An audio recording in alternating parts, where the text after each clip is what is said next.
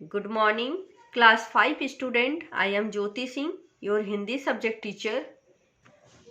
आज मैं आपको पाठ 11 हिंदी हमारी नाव चली पढ़ाने जा रही हूँ।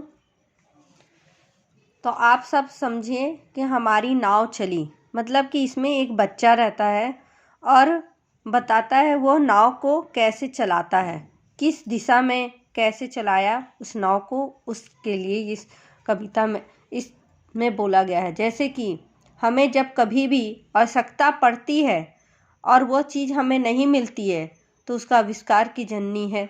सभ्यता के विकास के साथ जब नदी पार करने की आवश्यकता हुई तब नाव का निर्माण हुआ। इस कविता में नाव के निर्माण के बारे में ही बताया गया है। तो आप सब इस कविता को हमारे साथ पढ़ें। आओ भैया तुम्हें सुनाएं सुंदर एक कहानी, है नहीं राजा रानी की पर है बहुत पुरानी। छोटी छोटी नावें देखो हमको सैर कराती, पानी पर अटखेली करती सभी ओर ले जाती।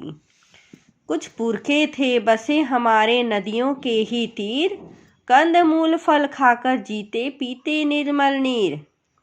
सोचो तो जब नाव नहीं थी तब हम क्या कर सकते, लंबी लंबी गहरी नदियाँ कैसे पार उतरते।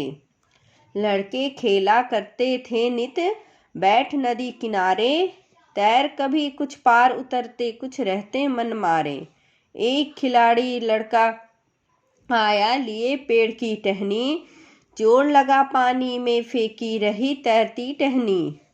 हुआ चंबा सबको बेहद टहनी जरा न डूबी, इधर उधर मंडराती जाती यह थी उसकी खूबी।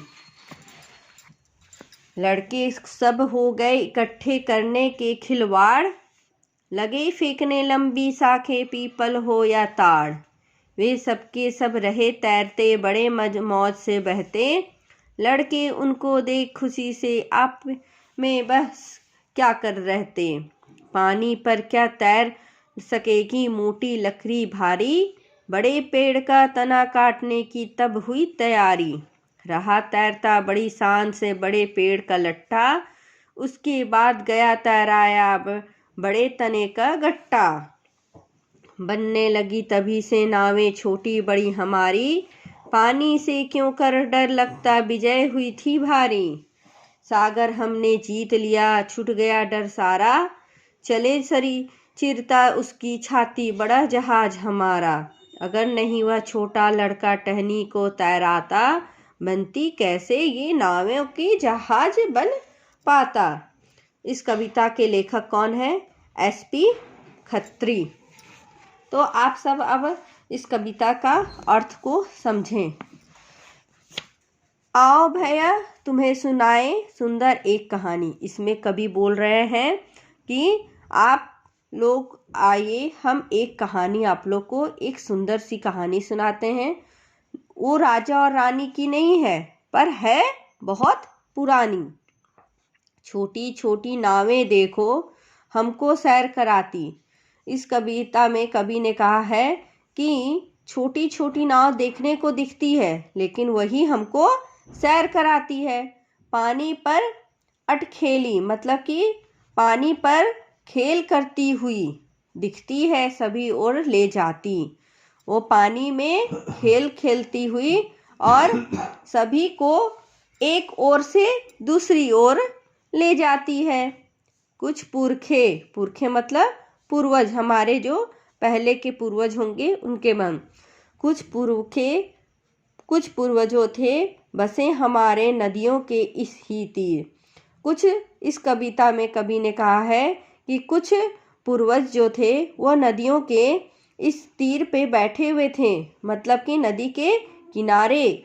वह क्या खाते थे? कंद मूल और फल खाकर ही जीते थे और निर्मल पानी मतलब साफ पानी ही पी के वह रहते थे। सोचो तो जब नाव नहीं थी, अब सोचो कि जब नाव नहीं थी तो लोग इधर से उधर कैसे पार करते थे। लंबी लंबी गहरी गहरी नदियाँ रहती थी फिर भी लोग उनको कैसे उतर के पार करते थे। तो लड़के ने ये सोचा कि चलो खेलते खेलते एक लड़का आया उस नदी में। एक तैर कभी पर पार उतरते कुछ रहते मन मारे। और कुछ लड़के तो खेलते थे नदी में तैर तैर के, और कुछ को तो आती ही नहीं थी खेलने तो या तैरने, तो वो इस पार से उस पार कैसे जाएंगे। जिनको आती थी वो चले जाते थे और जिनको नहीं आती थी वह मन को अपने मार कर रह जाते थे। एक खिलाड़ी लड़का आया। फिर एक बार एक लड़का आया जो कि एक टहनी लेकर खेल खेल में ही नदी में फेंक दिया। जब वह देखे और टहनी को फेंकते ही, और टहनी तो डूबी ही नहीं पानी में, वो तो पानी के ऊपर तैरने लगा। तब एक लड़का वो जो फेंका था उसने तो उस फेंका हुआ देखकर सबने अचंभा खा गया। बोला कि अरे ये बच्चा कहाँ से ये टहनी आया, और ये टहनी डूब क्यों नहीं रही है। वो तो सिर्फ पानी में क्या हो रही थी, इधर उधर मंडरा रही थी। मतलब अचंभा मतलब होता है हैरानी। सबको हैरानी हुआ कि ये तो पानी में नहीं डूब रहा है, मतलब कि यह हमारे लिए काम का चीज़ है। फिर लड़के सब हो गए इकट्ठे। फिर लड़कों ने सब इकट्ठा एक साथ होकर करने की को खिलवाड़।